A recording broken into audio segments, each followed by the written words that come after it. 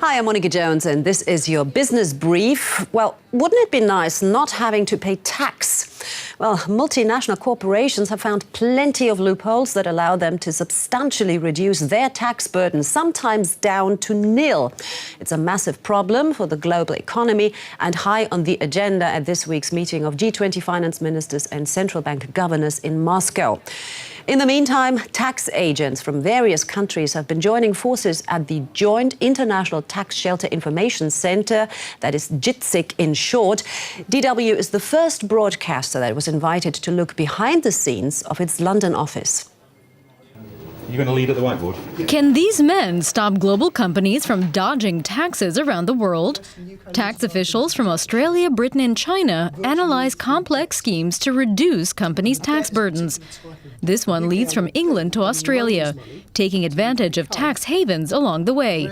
The companies know where to find the best loopholes, but the authority of tax officials often ends at the border. Investigators can request information from authorities in other countries, but it's often not enough. When you start looking at the very complex affairs of multinationals, then a simple letter is rarely sufficient to fully explore the issues. Within JITSIC, by working together over extended periods of time, we are able to understand the cultural differences that exist between our different countries. In Britain, U.S. coffeehouse Starbucks sparked outrage when it was revealed the company paid very little tax in the U.K. Its trick was to pay high licensing fees to its own foreign subsidiary to reduce its corporate tax rate. Activists say Starbucks is no exception. There's a lot of online-based companies like Amazon, like Google, like Facebook that are avoiding tax, which is outrageous. Apple, for example, has seen its overseas earnings surge in recent years, but at the same time, the company has managed to reduce its foreign tax burden without breaking any laws. Officials from the Joint International Tax Shelter Information Center can't change the laws, but they can highlight problems and suggest revisions of current legislation. We're not reinventing the wheel. We're acting on a legal basis to try to use our personal contacts to be better, more efficient, and to act more quickly. When the Chinese delegate discovers a tax trail leading to Germany, he can simply step into the office next door. And his German colleague is glad to help, because he might need information from China the next day. So far, Germany and China have only provided one delegate each to the center, but at least it's a start. Die Finanzminister und Notenbankchefs der 20 mächtigsten Staaten der Erde wollen der weltweiten Steuerhinterziehung einen Riegel vorschieben. Damit willkommen zu Wirtschaft kompakt, meine Damen und Herren. Der Kampf gegen die Steuerflucht steht ganz oben auf der Tagesordnung des G20-Treffens in Moskau, denn global operierende Konzerne nutzen die weltweit unterschiedlichen Steuerregeln und senken ihre Steuersätze oft bis auf Null.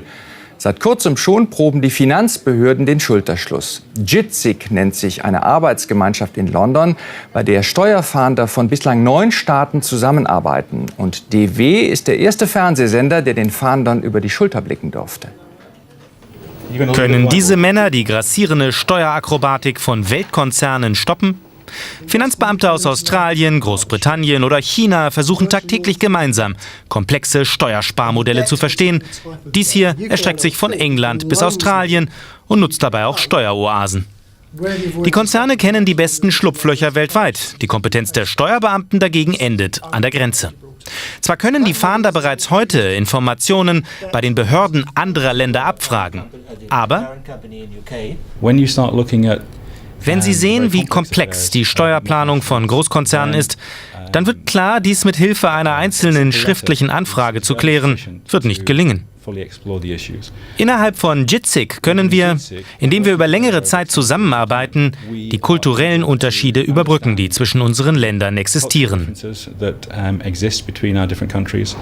In Großbritannien sorgte die US-Kaffeehauskette Starbucks für Empörung, als herauskam, dass Starbucks in England praktisch keine Unternehmenssteuern zahlt. Der Trick? Hohe Lizenzgebühren an eine Schwesterfirma im Ausland drücken den zu versteuernden Gewinn gegen Null.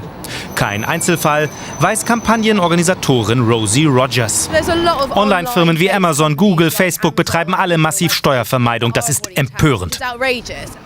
Beispiel Apple. Während der Erfinder von iPad und iPod seine Gewinne außerhalb der USA rasant steigert, gelingt es Apple entgegengesetzt, seine ausländische Steuerbelastung immer weiter zu senken. Ganz gemäß geltenden Rechts. An unzureichenden Gesetzen können die Männer von JITSIC in London zwar nichts ändern, aber sie können zeitnah zeigen, wo es hakt und wo die Gesetzgeber nachbessern müssten. Wir erfinden das Rad nicht neu, sondern wir gehen auf den bestehenden gesetzlichen Grundlagen und versuchen das nur im persönlichen Kontakt besser und effektiver und schneller zu machen. Wenn der chinesische Delegierte einer Steuerspur nachforscht, die nach Deutschland führt, dann geht er einfach ins Büro nebenan. Und der Deutsche hilft gern. Schließlich braucht er vielleicht schon morgen eine Info vom Chinesen. Große Nationen wie Deutschland und China haben bisher nur je einen Mann entsandt. Aber das ist immerhin ein Anfang.